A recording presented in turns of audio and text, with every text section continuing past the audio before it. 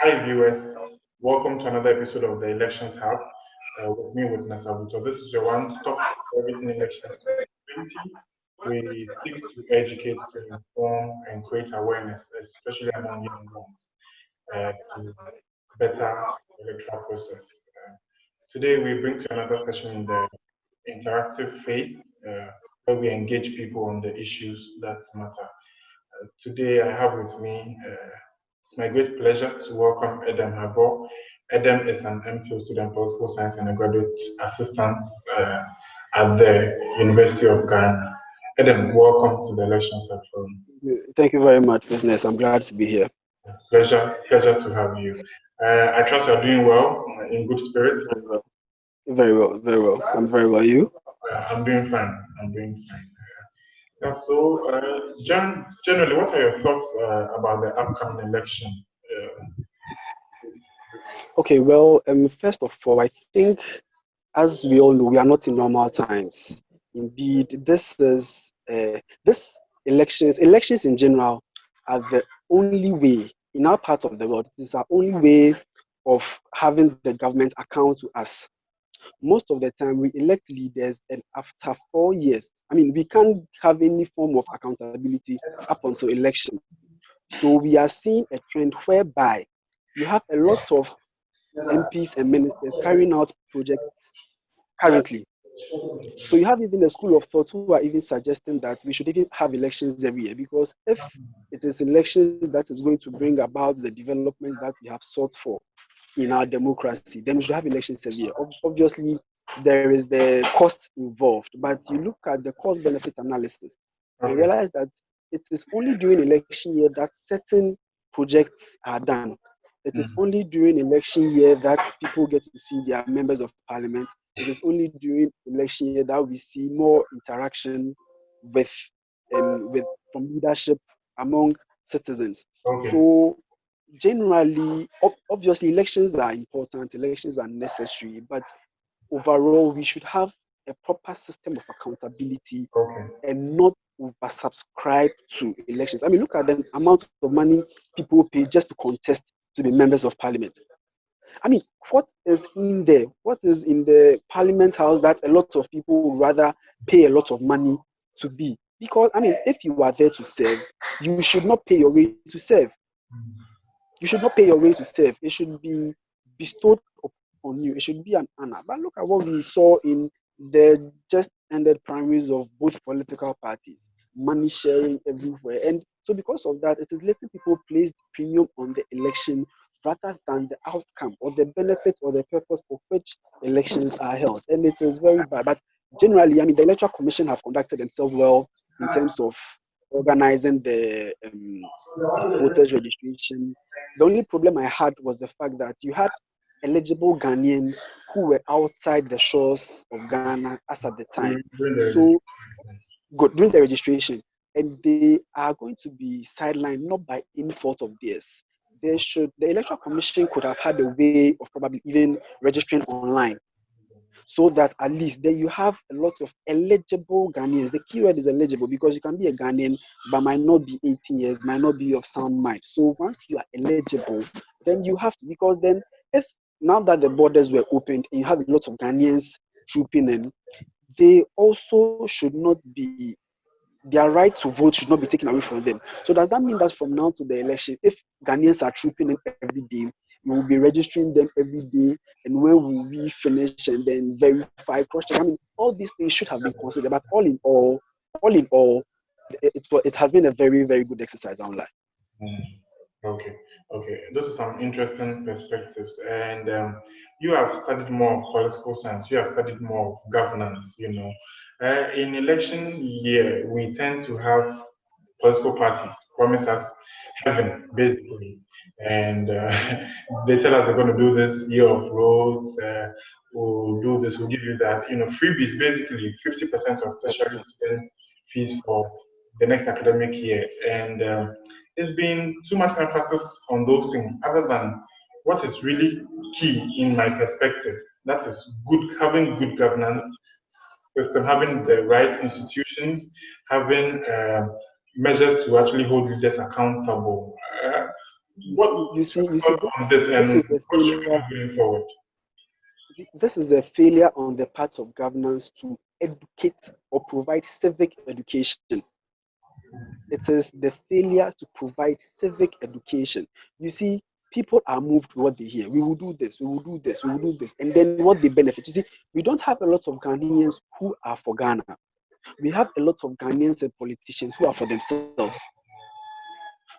We don't, I repeat, we don't have a lot, not to say totally, but we don't have a lot of Ghanaians or a lot of politicians who are for the nation. We have a lot of people who are for themselves. I mean, it goes back to me saying, why would people pay that amount of money to be in parliament?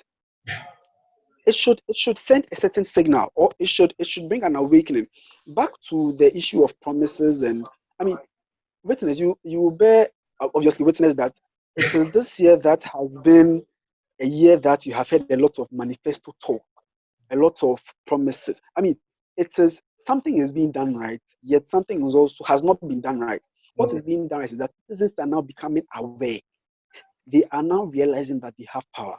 They Yeah. are now realizing that, I mean, if you look at the functions or the purposes of political parties, one of the purposes of political parties is to provide civic education. One of the purposes of political parties is to recruit leaders. One of the purposes of political parties is to act as watchdogs for the government in power.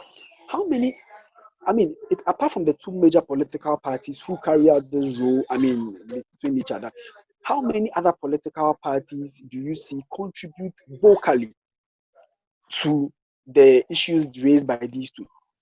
Most of the time, it is MPP, NDC, MPP, NDC. Yet, if you look on record, the number of political parties Ghana has, we have over 20 political parties.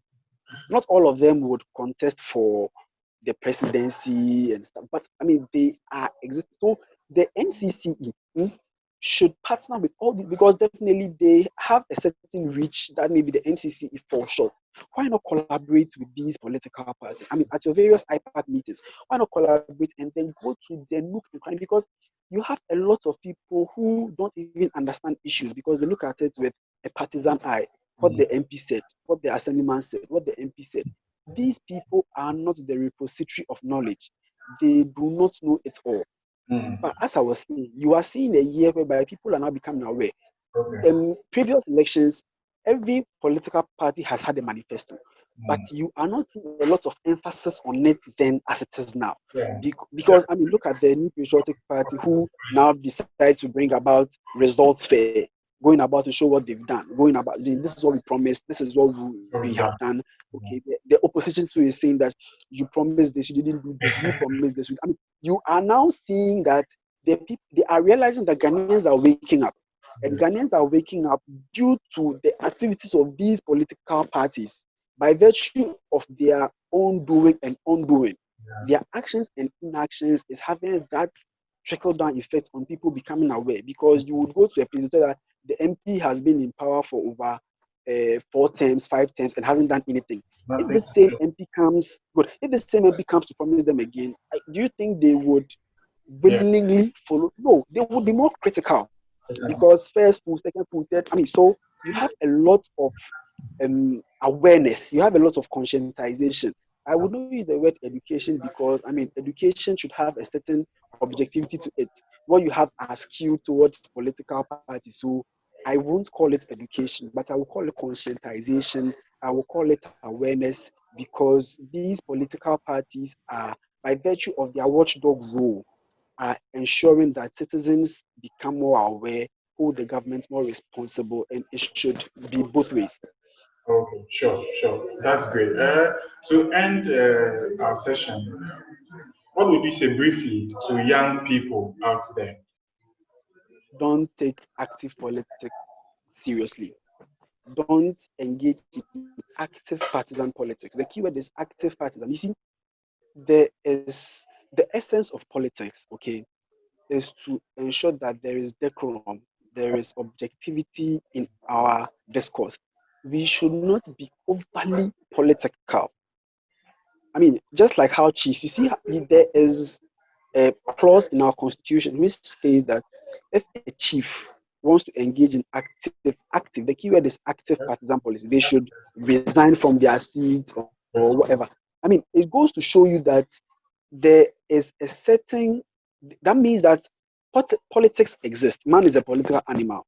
Yeah. There is partisan politics, and then there is active partisan politics. Okay. You get it? So we should engage in politics that would bring about the overall best in us. We don't know it all.